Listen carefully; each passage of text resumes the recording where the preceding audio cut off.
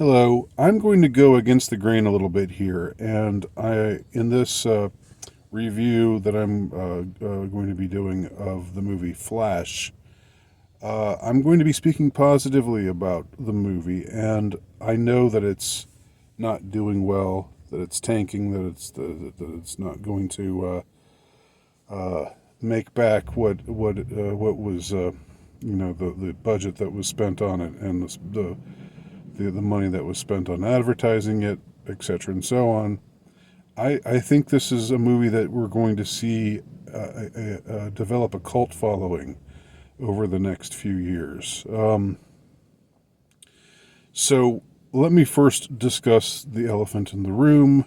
I was trying to remember that expression, the elephant in the room. That's what it is, the elephant in the room. And that's Ezra Miller. Now, people are justifiably fed up with Ezra Miller's behavior over the last 2 or 3 years. It's been one thing after another. The guy's just completely out of control. He should have charges against him. He should probably be in jail, but he isn't.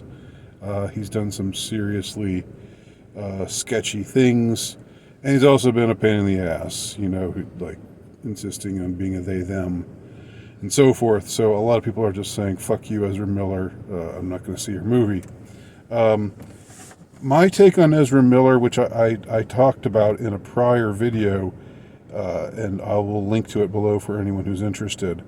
I'm more inclined to go easy on him because my impression is that what we're seeing is a former child actor in Hollywood acting out after probably being perhaps abused under aggravated circumstances. That's just my belief. That's just my gut. My gut is telling me that.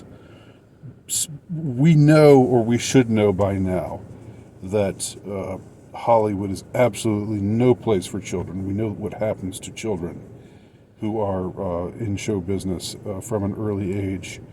And, we wonder why they start behaving weirdly and erratically and crazily later. As so often happens, it seems more often than not. What happened to these people when they were very young, when they were in the industry?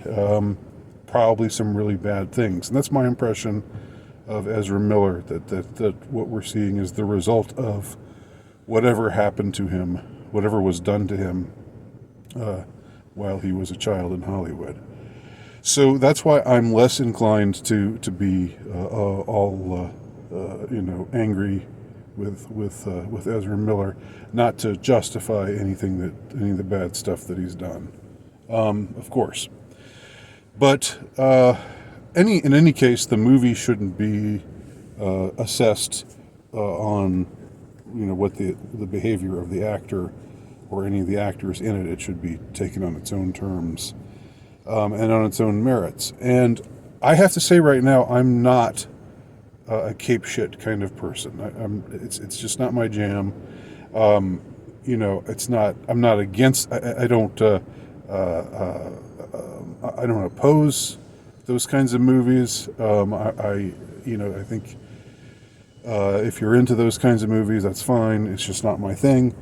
What I am into, though, what is my jam, are movies and books and other pieces of media that address the matter of changing reality, of the possibility of, I guess it's become a cliche to talk about multiverses, and in the MCU, the multiverse thing really isn't all that interesting, but the multiverse idea as it gets developed in this movie is quite interesting indeed. And I think what makes me interested in multiverses or shifting realities or other such things is my perception that reality is not a fixed matter. That things can happen, weird stuff can happen, that can result in alterations or seeming alterations of reality. And the thing that comes to mind most is the Mandela effect. Some people believe in the Mandela effect and think that it's an interesting subject. Others just dismiss it out of hand. To me, it does seem like there's some truth being addressed there, although it depends on it should be taken on a case by case basis. I don't think anybody who claims any kind of seeming discrepancy should immediately be believed. But it seems to me there are some things out there that really cannot be explained, and they can't just be chalked up to a mass, mistaken memory by millions and millions of people. So, anyway, in The Flash, what we have is, sort of a trope that's been repeated in several movies, but here it's done, I think, in a highly interesting way. We have the fact that the Flash. I don't know his alter ego's name. I'm not a big enough fan. If I knew his alter ego's name, I would probably know more about the lore and everything surrounding this whole incident. But basically, his mother was murdered in her home, and his father got blamed for her murder, even though his father had an alibi that he was at the store buying some ingredient. That was why he wasn't there when the murderers came by and killed the wife for reasons that I think are explained in the lore that I'm not all that familiar with. Someone who knows the lore below can just fill me in below if you wish. But in the movie, the Flash decides to go back after he discovers that it's possible to regress in time, to go back in time using his powers. He decides I'm going to go back in time and see if I can save my mother, and he does it.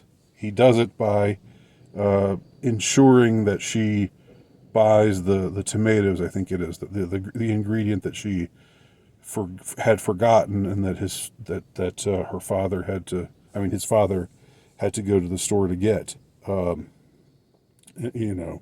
When the murder was taking place. So he puts it in, he comes he goes back to the past, sees her at the store, puts the tomato jar in her shopping cart, and thus prevents the murder from happening. We find out after this because he gets the Flash in attempting to get back to the present. For reasons I won't go into here because it's too convoluted, he ends up getting stuck in the past, but not as far in the past as he was. So he stops his mother from getting killed, and then he's going back, and it's a few years later, and then he gets expelled from the time traveling vortex, and he gets spat out in this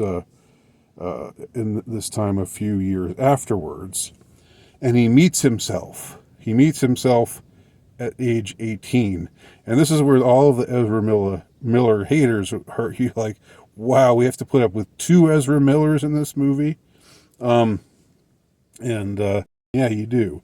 I think that for what it is worth, I didn't find Ezra Miller's performance to be bad at all. I thought he sort of was just this likable nebbish kind of guy. Sort of is it Chandler? Is that the character from Friends? Who's the nebbishy one? That's what he's kind of Chandler-esque, if I'm thinking of the right guy.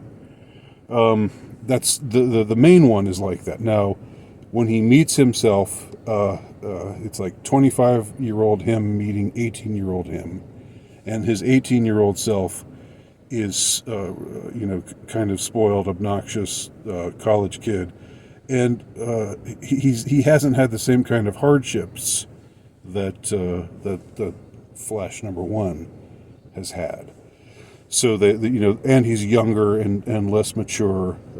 So they clash on various things, and this younger guy, this kid, after he obtains the powers of the Flash, he just to him it's just sort of a fun game to just tear ass around and be mischievous and forth.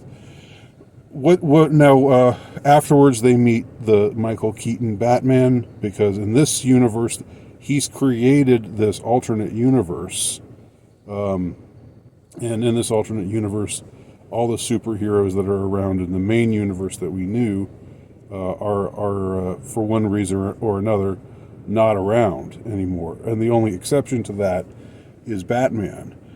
But Batman's not really. Batman's sort of in retirement because Gotham City has become, the crime has gone way down. So Batman's not really needed anymore.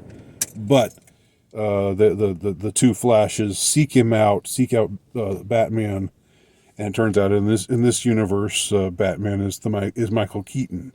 So for a lot of people, that's like the big selling point of this movie is seeing Michael Keaton as Batman again, replaying his iconic role from the 80s and early 90s. Now, I thought that was cool, that was fun too, but the thing that's most interesting to me about the movie is what it introduces about the whole principle, the whole concept of creating a multiple and creating a parallel reality. In this movie, it's stated that when you go and make a certain change, and one thing changes, so there's a point of divergence. The point of divergence in this universe is when Flash puts the tomato can or the tomato jar in his mother's shopping cart. That makes it so that ultimately his mother is saved. So things change, from that moment, but they also the causality reaches to before that moment of divergence. So every other time I've heard of alternate realities being talked about in movies or books, it's always just like, everything's exactly the same until there's this one change, and then they branch off in this one way, just because of this one thing which causes other stuff, the butterfly effect and all that. But in this movie, they introduce the concept that once you change one thing, that a bunch of other things change even in the past. So in this new reality, there's things in the past that are different from reality as we know it. And very cleverly, one of the things that's different is in this reality, Eric Stoltz was the star of the Back to the Future franchise, which is a clever reference for this movie because, like the Back to the Future series, it was all about going back in time and changing things, and then things possibly going wrong or possibly going right. So there's that parallel going on. The entire notion of Eric Stoltz as the iconic in the iconic role of Marty McFly, which he was originally cast in, but then his performance didn't work in the eyes of Robert Zemeckis, the director. So they ended up casting Michael J. Fox instead. In this universe, that didn't happen. In this universe, Stoltz played the part, and then became famous for playing Marty McFly. Another thing that happens that is there's this expression called beeves, like, oh, that totally beeves. I think it's Beeves, and it's something that the 18-year-old, the younger Flash, the younger, more obnoxious, more spoiled Flash, whose mother never died, It's something he says a couple of times, and it never gets explained, which I thought was fun. That just like there are little things like little expressions that people use in this reality, but are just different, and that's because there's some causal chain that when the divergence happened, it didn't just happen into the future, or at the point of divergence. It also went into the past, which was cool. It is cool, I think. Now, I don't want to go through the plot extensively, and I don't want to give away any spoilers, but or have any spoilers in my review. But there's something interesting in that we see the consequences of when you go back and change something, and there's a point in the movie where there's a certain futility that emerges. We see something something bad happens that threatens the whole world, and they and this one character keeps dying. Two characters, two heroic characters, not the Flashes, but two other ones, a Batman and another one that later appears. They keep dying, and and the Flashes keep going back and trying to stop that from happening, but they can't stop it from happening. And then we later are given to understand that one of them became so obsessed that he kept going back and trying to change it, but it never worked, and it's because there's no Superman in this universe. That this in this case, the invasion of General Zod and his effort to terraform the Earth and destroy the Earth's population and make the Earth into the new Krypton. He can't be stopped because the son of because Kal-El, the son of Jor-El, i.e. Superman, didn't survive in this universe. So there are real consequences, and eventually, what has to happen is Flash has to. I guess this is a semi-spoiler.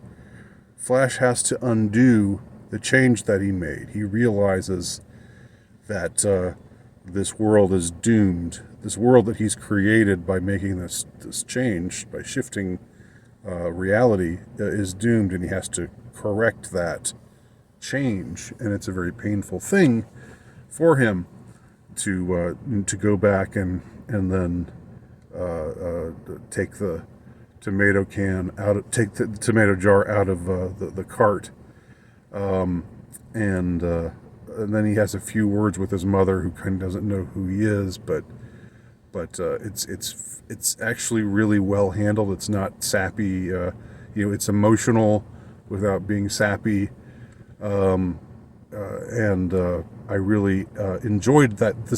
There's a tragic kind of element to the storyline that I enjoyed, even though there was also a lot of comedic stuff going on too, some of which worked and some of which didn't, but it didn't accumulate in a way that the comedic stuff that didn't work didn't accumulate so much that we're to the point where you often have in these cape shit movies, where there's just too much joking around, or too much efforts at lightening the mood, too many quips, too much forced banter or whatever. And there's also something weird, a weird finale, because the Flash realizes, I can't save my mom, but in my reality, my dad is being charged with her murder. Maybe I can do something now that will ensure that my dad can be seen on the store footage, to so that he can be exonerated, because then his alibi would be confirmed. So he does a little something. I won't describe what it is. And actually, in spite of all the stuff about, you don't want to go back and change the past, you got to accept the past. He still, uh, he still, I mean, he doesn't learn this lesson, if it's a lesson, because he does change something that leads to leads to his father being exonerated, but also has other consequences as well. Like other things change in now in the main reality that he knows. It's a weird, it's kind of a mind bender. Uh, it would be too much to say a mind fuck. But there's some stuff that make you go whoa. There's a cameo at the very end that really makes you say whoa. Didn't see that coming. Didn't know that was going to happen. Altogether, I would say, and as far as woke stuff, there's nothing woke about this movie. The only possibly woke thing is there's a female love interest who's a black girl and who's not all that attractive. I don't know why they did that. That might have been that was like a semi woke thing to do. But I mean, there was the Joker was into a black girl in Joker, and that wasn't woke at all. Other than that, of Ezra Miller taking on this ultra woke persona of being a they them. In the movie, he's a guy. He's masculine. It's a traditional thing. Even though he's kind of nebbish, he's nebbishy. He's a heterosexual man. There's no weird stuff going on there. So I would recommend The Flash. I would recommend it not. I mean, I recommend it to anybody who's interested in these kinds of trippy time paradox sorts of things, or alternate history, alternate reality. When you change something, what else changes? What consequences does it have? It's interesting for having this tragic undercurrent, which you don't often find in these kinds of movies. Realizing that there's certain things that you're gonna have to not ensure are not changed. And again, I really do. My prediction is this is going to be a movie that gets that develops a cult following in the future. So we'll see if I'm right about that or not. Anyway, if you've seen the movie or not, if you've got any thoughts, leave your comments below. And thanks for watching.